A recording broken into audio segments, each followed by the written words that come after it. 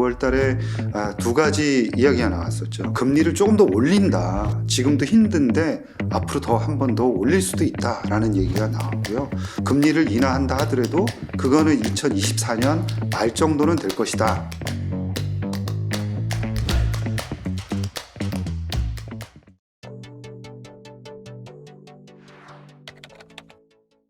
네, 저는 이혜진의 바이오 투자 학교 유튜브 채널을 운영하고 있는 인플 바이오 리서치의 이혜진이라고 합니다.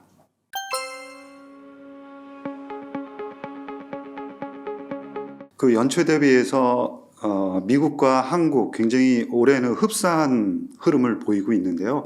연초 대비해서 그 미국 기준으로 해서 바이오텍이 한 20% 정도 이상 상승하는 흐름을 보이다가 우리나라도 어느 정도는 좀 안정된 흐름을 9월 달까지는 보였습니다. 그런데 9월 달에 두 가지 이야기가 나왔었죠. 뭐냐면 금리를 조금 더 올린다. 지금도 힘든데 앞으로 더 한 번 더 올릴 수도 있다라는 얘기가 나왔고요.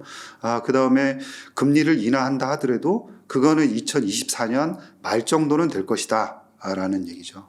참으로 이제 암담하다. 그리고 힘든 시기를 굉장히 더 오래 지속해야 될 것 같다라는 그런 이야기들이 나오면서 거의 9월 초부터 시작을 해서 10월 말까지 두 달 동안 연속적으로 많은 그 시가총액을 잃었습니다. 둘 다 우리나라, 미국 똑같은 현상이 벌어졌고요. 바닥이 10월 말 정도에 형성이 됐습니다. 그러니까 이제 물가가 어느 정도 안정이 되면서 일단 추가 금리 인상에 대한 우려감 이런 것들이 조금씩 불식이 됐었죠. 그러면서 바닥에서 현재 한 20% 정도 올라온 상황이고요.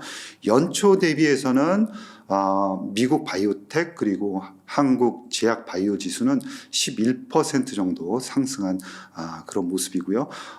미국의 빅파마 같은 경우에는 작년도가 거의 BEP 약간 플러스 나는 기준으로 지수 상태를 보였거든요. 그러니까 S&P 기준으로 보면은 상당히 강세를 보였던 겁니다. 작년에 주시장이 굉장히 안 좋았죠. 그런데 올해는 상대적으로는 부진하긴 하지만 작년하고 2년 연속 횡보 흐름을 보였다. 이렇게 정리를 해볼 수 있습니다.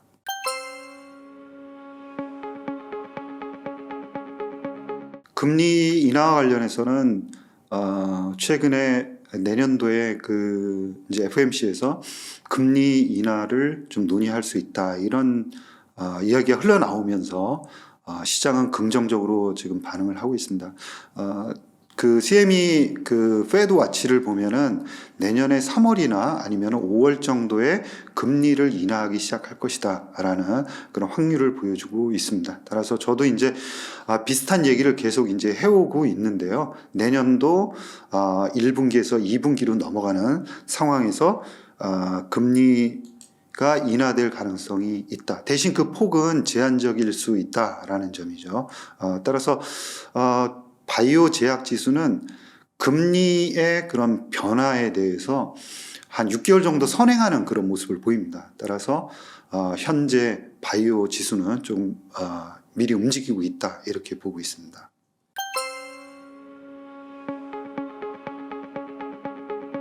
아무래도 그 금리의 충격을 많이 받은 거는 바이오텍입니다. 그러니까 금리 1% 상승할 때마다 약 15%의 충격을 받거든요. 그러니까 5% 금리가 미국 기준으로 금리가 상승을 하면서 거의 7, 80% 거의 대부분의 주식들이 급락하는 그런 모습을 보였고요. 최근에는 약간 반등하는 모습을 보이고 있습니다. 따라서 금리에 많은 충격을 받은 아무래도 바이오텍이 조금 더 그 금리의 하향 변화에 대해서 수혜를 받을 것이다 이렇게 보고 있습니다.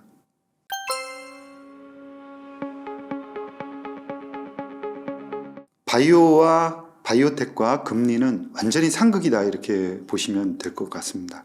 그러니까 이제 바닷물에 비유하면은 바닷물이 들어오면은 배는 뜰 수밖에 없는데 그리고 바닷물이 빠져나가면은 배는 뜰 수가 없는 거죠. 그거와 마찬가지로 이 금리는 돈을 의미하고 바이오텍으로 금리가 상승하면 돈이 들어오지 않습니다. 따라서 돈이 들어오지 않으면 기술 개발을 전혀 할 수가 없는 거죠. 왜냐하면 사람을 고용할 수가 없고 개발을 할 수 없습니다. 따라서 최근 3년 동안 금리 급등에 의해서 가장 충격을 많이 받은 섹터는 바로 제약 바이오 섹터입니다. 상대적으로 금융 섹터가 가장 큰 수혜를 받죠. 그래서 금리와 어떤 금리 상승에 대해서 바이오 주식은 상극이다라는 거고요. 이걸 거꾸로 얘기하면은 금리가 하향 전환되는 그런 국면에서는 바이오 섹터가 수혜를 볼 수 있다, 이렇게 보시면 될 것 같습니다.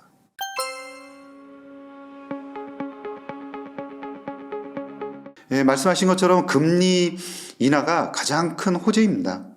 이 이상 더 큰 호재는 없습니다. 그렇지만 두 번째 호재를 꼽으라 그러면은 바로 빅파마들의 그런 R&D 비용이 추가적으로 더 늘어날 것이다라는 거죠. 2021년 그리고 22년에 걸쳐서 특히 20년도 마찬가지인데요. 이 코로나 이후에 빅파마들의 그런 그 매출이 한 단계 레벨업되는 현상들을 보였습니다. 물론 이제 코로나 백신이라든가 치료제뿐만이 아니라 항암제들이 많이 이제 팔리면서 코로나 이전하고 이후를 보면 확연하게 한 단계 매출액이 레벨업이 되었다, 이렇게 이제 볼 수가 있거든요. 레벨업이 되었는데도 불구하고 매출액 대비 R&D 비중은 크게 늘어나질 않았습니다. 그래서 그 얘기는 거꾸로 얘기하면 많은 현금이 쌓여 있다는 것을 의미하고요. 그리고 2023년도 올해 주가가 많이 빠지면서 특히 이제 바이오텍들의 주가가 많이 빠지면서 매력적인 수준으로 떨어졌습니다. 그래서 좋은 모달리티를 가지고 있는 바이오텍들에 대한, 그리고 빅 바이오텍들에 대한 M&A가 상당히 활성화되었다라는, 하반기 들어오면서 그런 현상들을 보이고 있고요. 내년도 가면서도 더 활성화될 것이다, 이렇게 보고 있습니다. 최근에 여러 곳에서 이제 실시하고 있는 그런 설문조사에 의하면 그 빅파마들 바이오 제약 부문에서 의사결정권을 가지고 있는 사람들, 그 다음에 이제 벤처 캐피탈에서 바이오 투자를 하고 있는 그런 사람들의 그 설문조사를 보면은 전부 다 올해 대비해서는 내년도에 조금 더 큰 폭으로 R&D 투자나 아니면 투자를 늘리겠다라는 답변을 하고 있습니다. 이런 것들을 종합해서 보더라도 올해보다는 내년도에 더 R&D 투자가 늘어날 것이고, 우리나라 같은 경우에는 아직까지는 임상 1상 단계의 그런 물질들을 개발하고 있고 상업화를 하기에는 자금이 부족합니다. 그래서 대부분의 현실적으로 보면 기술 수출에 의존을 하고 있는데 이 기술 수출의 기회가 많아진다, 이렇게 볼 수 있습니다.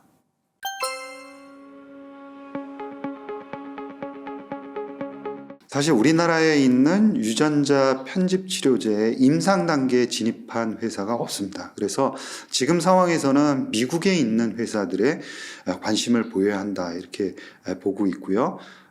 최근에 영국과 그다음에 미국에서 유전자 편집 치료제의 승인을 받은 크리스퍼 테라퓨틱스를 관심을 가지면 좋다라고 생각을 하고 있습니다. 그리고 유전자 염기서열 한 개를 이제 편집하는 그런 베이스 에디터의 기술을 가지고 있는 빔 테라퓨틱스나 아니면은 빔 테라퓨틱스로부터 기술을 이전받아서 심혈관의 임상을 진행하고 있는 벌브라는 회사, 이렇게를 관심을 좀 많이 가져야 된다, 이렇게 생각을 하고 있고요.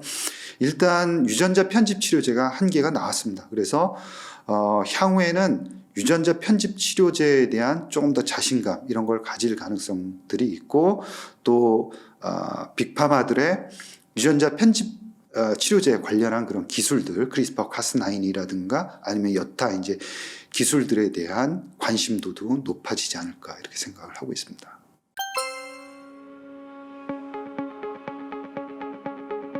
비만 치료제 시장은 앞으로도 빠른 속도로 늘어날 수밖에는 없다라는 거고요. 시장에 워낙 관심도 많고, 그 다음에 비만을 가진 인구가 늘어나고 있습니다.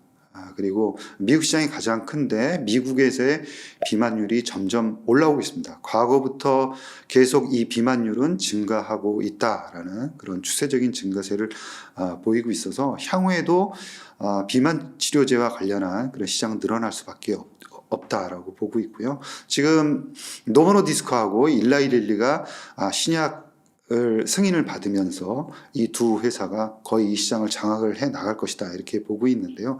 그 향후에는 조금 더 많은 업체들이 뛰어들 가능성이 있습니다. 그런데 이 뛰어들 때의 그런 경쟁 양상은 조금 더 달라질 수 있습니다. 뭐냐면 지금은 살을 얼마나 많이 빼느냐 하는 거에 관심이 집중되어 있는데요. 향후에는 살을 많이 빼면서도 조금 더 안전성이 높은 치료제, 예를 들어서 이제 비만 치료제의 부작용이다 하면은 근손실을 들 수 있습니다. 그러니까 근육이 같이 빠지는 거죠. 그래서 근육은 대단히 중요하지 않습니까? 혈당 관리라든가 이런 측면에서 중요한데 그런 혈관 관리, 혈당 관리에서 좀 불리하게 작용할 수 있다 이런 측면하고, 두 번째는 요요 현상입니다.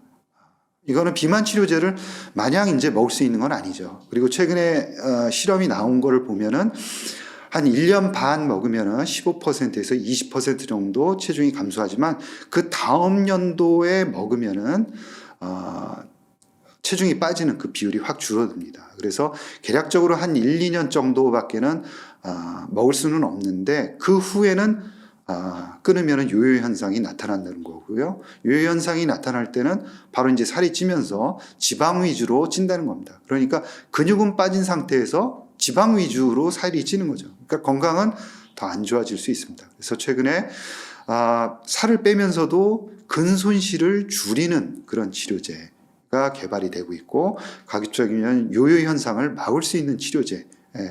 그 다음번에 지금은 위고비 같은 경우에는 일주일에 1회 주사하는 형이거든요. 그래서 경구용이라든가 아니면은 주사 주기를 3개월 이상으로 더 늘리는 그런 환자의 편리성을 고려한 치료제들이 개발이 될 겁니다. 그래서 향후에 몇 년 후부터는 조금 더 이제 경쟁 상황이 좀 더 격화될 것이다 이렇게 보고 있습니다.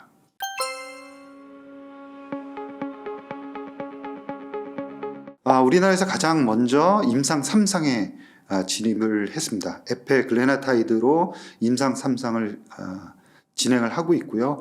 아마 내년도 그다음에 2025년 정도에 임상 결과가 나올 것으로 예상을 하고요. 그 다음번에 2026년부터는 상업화가 진행될 것이다.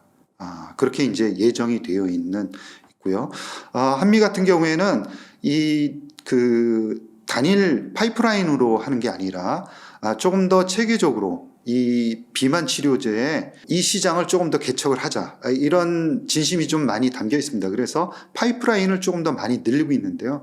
아까 말씀드린 대로 이 비만 치료제에 여러 가지 부작용이 있다고 말씀드렸습니다. 예를 들어서 요요 현상이라든가 아니면은 지방을 조금 더 많이 뺀다든가 근손실을 막는다든가 이런 방법, 그 다음에 경구용 치료제를 개발한다든가 이런 여러 가지 기전들이 있을 텐데, 내년에 에페글레나타이드 이외에 한 3가지 정도의 파이프라인을 계속 올립니다. 그래서 단일 파이프라인 임상 3상만 가져가는 게 아니라 이런 부작용을, 예를 들어서 지방을 조금 더 많이 분해하는 그런 이제 비만 치료제의 임상을 내년도에 이제 올린다든가, 아니면은 근손실을 막는다든가, 아니면 경구용 치료제, 이런 파이프라인들을 지속적으로 올림으로 인해서 이 비만 관련한 치료제의 파이프라인 군을 상당히 강화해 나가는, 어떻게 보면 글로벌리 보더라도 약간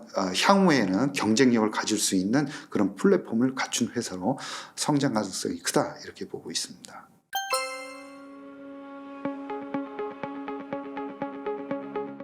ADC 기술은 올해 거의 1,000억 달러, 그러니까 우리나라 돈으로 하면은 뭐 한 130조 원이 거래가 됐습니다. 그러니까 어마어마한 금액이 거래가 됐고요.